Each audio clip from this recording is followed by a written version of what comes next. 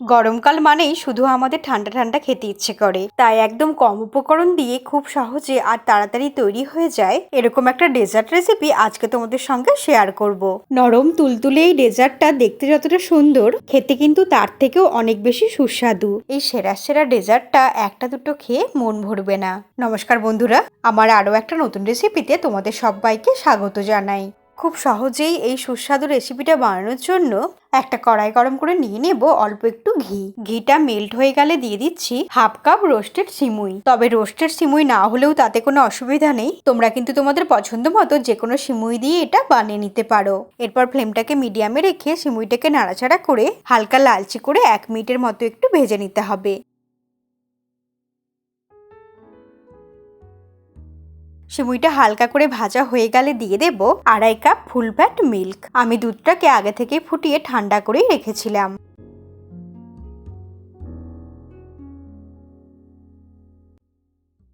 Half cup সিমুইয়ের জন্য আমি এখানে 2.5 কাপ দুধ নিয়ে নিলাম। এরপর ফ্লেমটাকে মিডিয়ামে রেখে সিমুইটাকে দুধের সঙ্গে ভালো করে মিশিয়ে নিয়ে নাড়াচাড়া করে একটু রান্না করে নিতে হবে।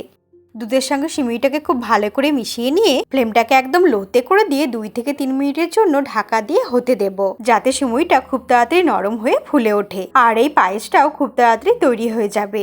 3 মিনিট হয়ে গেছে, ঢাকা খুলে আবারও নাড়াচাড়া করে দেব। সিমুইটা কিন্তু আগের থেকে অনেকটাই নরম হয়ে গেছে।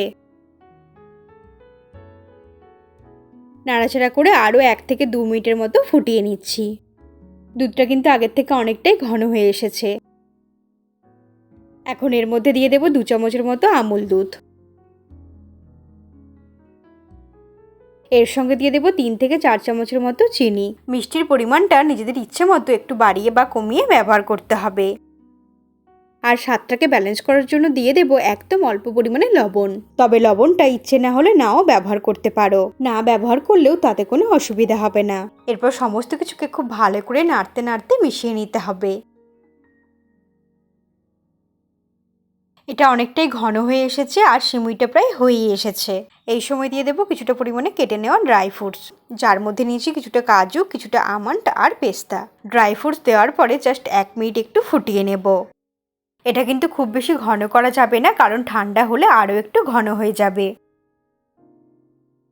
নাড়াচাড়া করে 1 মিনিটের মতো ফুটিয়ে নিয়ে ওভেনটাকে অফ করে দিয়ে সিমুইটাকে ঠান্ডা হতে দেব।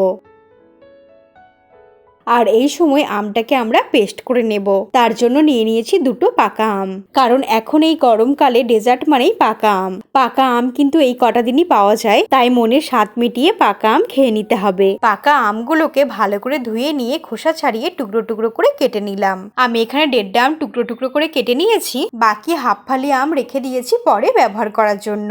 এই টুকরো করে কেটে নেওয়া আমটা মিক্সি ছোট জারটার মধ্যে নিয়ে নেব। এরপর জারের ঢাকনাটা বন্ধ করে একদম মসৃণ করে বেটে নিতে হবে। কোনো রকম জল ছাড়াই ঠিক এইরকম ভাবে একদম মসৃণ করে পেস্ট করে নিলাম। এইদিকে সিমুইটাও আমাদের পুরোপুরি ঠান্ডা হয়ে গেছে। এখন এই আমের পেস্টটা এর মধ্যে দিয়ে দেব। আমের ফ্লেভারটা যতটা আমরা বেশি চাই সেই মতো বুঝে একটু বেশি পরিমাণে আমের পিউরিটা ব্যবহার করতে হবে।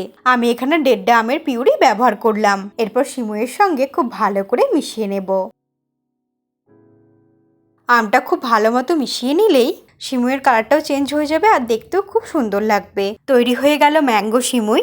এটা এমনি এমনি এইভাবে খেতেও দুর্দান্ত লাগে, ঠান্ডা করে এইরকম ভাবেও তোমরা খেতে পারো। তবে এটাকে আরও টেস্টি করার জন্য একটি নতুন ধরনের একটা ডেজার্ট আমরা তৈরি করব। তার জন্য নিয়েছি 5 পিস স্লাইস ব্রেড।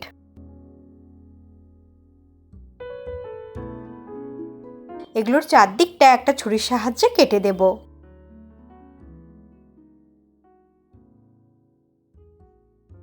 ব্রাউন সাইডটা কেটে বাদ দিয়ে দিলাম। একইভাবে সমস্ত ব্রেডগুলোর সাইডের ব্রাউন অংশগুলো বাদ দিয়ে দিচ্ছি। এগুলো বাদ দিয়ে দিলে দেখতেও সুন্দর লাগবে। প্রথমে একটা, তারপর 2টো একসাথে কেটে নিচ্ছি। তোমরা তোমাদের সুবিধা মতো একটা বা 2টো একসাথেও কেটে নিতে পারো। এটা যে আমরা বানাচ্ছি এগুলো সবকিছুই হাতের কাছে থাকা সামান্য কিছু উপকরণ দিয়েই।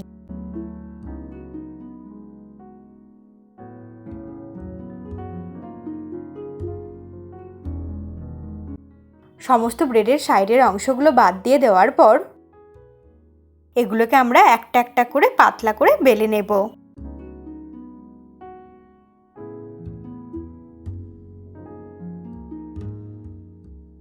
এইভাবে একটা করে পাতলা করে বেলে নিচ্ছি।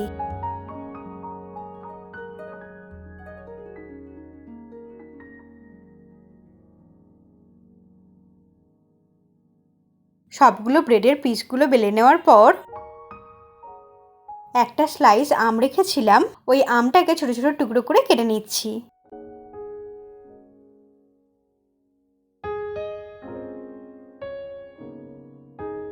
আমটাকে টুকরো করে কেটে নেওয়ার পর অল্প একটু আমের টুকরো নিয়ে সাইডে দিয়ে দেব।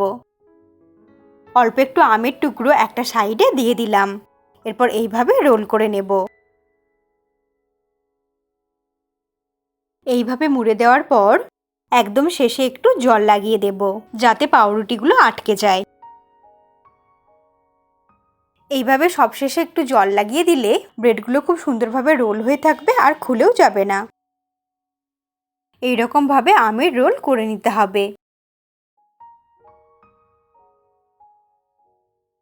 একইভাবেই সবগুলোকে বানিয়ে নিচ্ছি।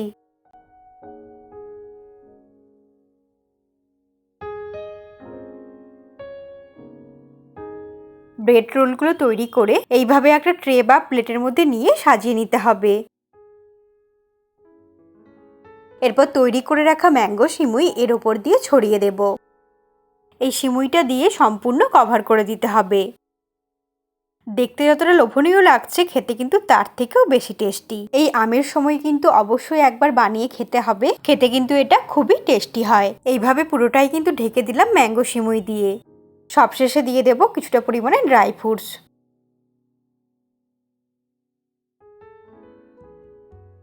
কিছুটা পরিমাণে কাজু, পেস্তা আর কাঠবাদাম ছড়িয়ে দিলাম। তোমরা তোমাদের খুশি মতো যে কোনো ধরনের ড্রাই ফ্রুটস ব্যবহার করতে পারো। তৈরি হয়ে গেল দারুণ টেস্টি সিমুই দিয়ে নতুনত্ব স্বাদের ডেজার্ট। তোমরা এটা ফ্রিজে রেখেও ঠান্ডা ঠান্ডাও খেতে পারো। মাত্র কয়েকটা উপকরণ দিয়ে খুবই কম সময়ের মধ্যেই এটা তৈরি করে নেওয়া যায়। আমি আমার চ্যানেলে এইরকম সহজ সহজ রেসিপি দিয়ে থাকি। রেসিপিটা ভালো লাগলে লাইক করে দিও আর চ্যানেলটাকে সাবস্ক্রাইব করে তোমরা আমার পাশেই থেকো। তাহলে এইরকমই হাতের কাছে থাকা সামান্য কিছু উপকরণ দিয়ে টেস্টি টেস্টি খাবারের ভিডিও সবার আগে তোমার কাছেই পৌঁছে যাবে। এটা আমরা কেটে দেখে নিই ভেতরটা কেমন হলো। দেখতে তো দারুণ হয়েছে, মুখে দিলেই পুরো মিলিয়ে যাবে। তোমরাও এইভাবে বাড়িতে বানিও আর কমেন্ট করে জানিও তোমাদের খেয়ে কেমন লেগেছিল। তোমরা ভালো থেকো আর সুস্থ থেকো। তোমাদের সঙ্গে আবার আমার দেখা হবে নতুন ধরনের কোনো রেসিপির সঙ্গে।